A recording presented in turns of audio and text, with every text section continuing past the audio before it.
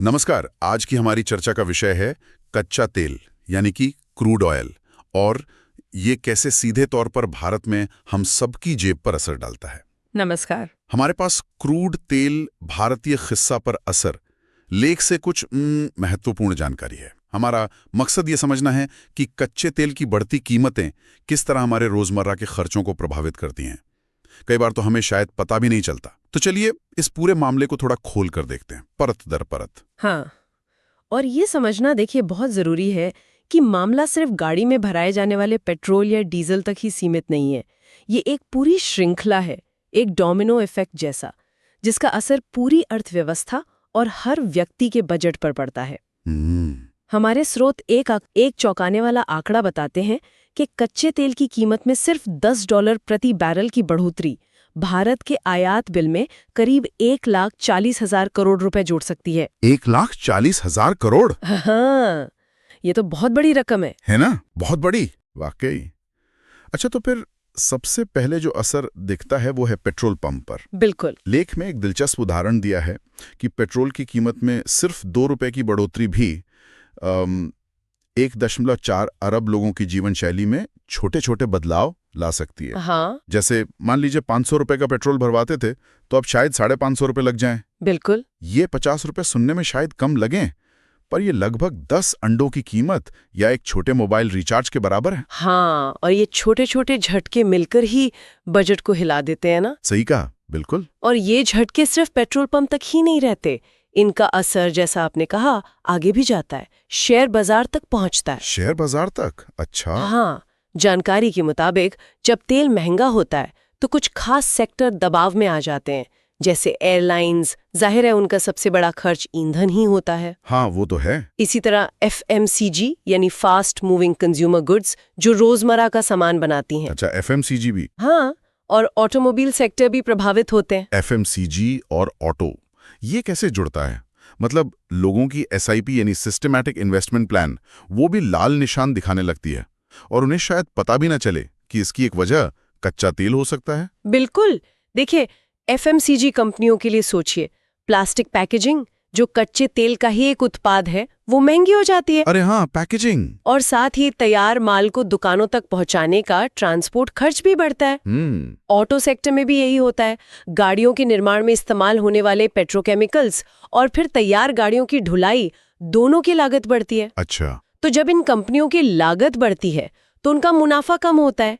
इसका असर उनके शेयर की कीमतों पर पड़ता है। समझ गया। और अगर किसी की SIP इन सेक्टर्स में निवेश करती है तो उसका रिटर्न कम हो सकता है। सीधा कनेक्शन है। अच्छा, तो ये जो लागत बढ़ने का असर है, ये सिर्फ कंपनियों तक नहीं रहता, ये हमारे घरों तक भी पहुंचता है ना? बिल्कुल पहुंचता है। जैसा कि स्रोत बताते हैं, ट्रांसपोर्ट महंगा होने का मतलब है कि मंडियों से हमारे घर तक आने वाली सब्जियां, दूध, दालें, फल, मतलब लगभग हर चीज महंगी हो जाती है। सही बात है। अगर किसी परिवार का महीने भर का किराने का बजट मान लीजिए 3,000 रुपए था, तो अब उतनी ही चीजों के लिए शायद ज्यादा पैसे खर्च करने पड़े। हाँ, या फिर चुपचाप कुछ जरूरतों में कटौती करनी पड़े। ये एक खामोश समायोजन है जो कई घरों में होता होगा। आपने सही शब्द पकड़ा, खामोश समायोजन। ये बहुत महत्वपूर्ण है। और देखिए, ट्रांसपोर्ट लागत के अलावा खाना पकाने वाली गैस LPG, उसकी कीमतें भी तो कच्चे तेल से जुड़ी होती हैं। हाँ, LPG भी। उसका सीधा असर रसोई के बजट पर पड़ता है। सही। और फिर आता है महंगाई और बचत का बड़ा मुद्दा।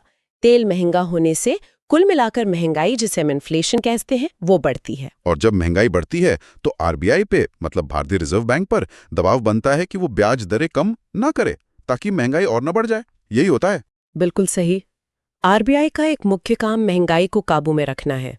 अगर महंगाई बढ़ रही है तो वो ब्याज दरें घटाने से हिचकिचाएगा, और इसका सीधा नतीजा आम आदमी पर पड़ता है। जो लोन पर EMI चल रही है उसमें कोई राहत नहीं मिलती।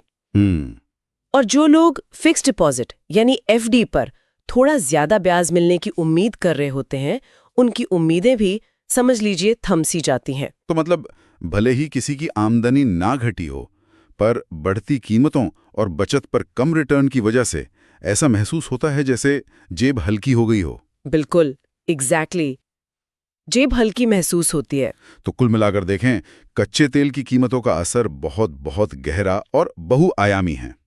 भले ही यह सीधे तौर पर हर बार ना दिखे, पर जैसा स्रोत इशारा करते हैं, ये चुपचाप हमारे ईंधन के बिल से लेकर खाने की थाली और म्यूचुअल फंड स्टेटमेंट तक हर जगह अपनी छाप छोड़ता है। हाँ, एक अदृश्य लेकिन बहुत वास्तविक प्रभाव। बिल्कुल। संक्षेप में कहें तो कच्चे तेल की कीमतों में उतार चढ़ाव सिर्फ एक अंतर्राष्ट्रीय खबर नहीं है, ये हर भारतीय की जेब से जुड़ा एक स्थानीय मुद्दा है, जो ईंधन, खाना, बचत और निवेश जीवन के कई पहलुओं को प्रभावित करता है। तो इसका मतलब साफ है कि वैश्विक अर्थव्यवस्था और हमारे घर का बजट ये एक दूसरे से बहुत गहराई से जुड़े हुए हैं। हाँ, दुनिया के किसी कोने में तेल की कीमत बढ़ती है और उसका असर हमारे किचन तक महसूस होता है। बिल्कुल।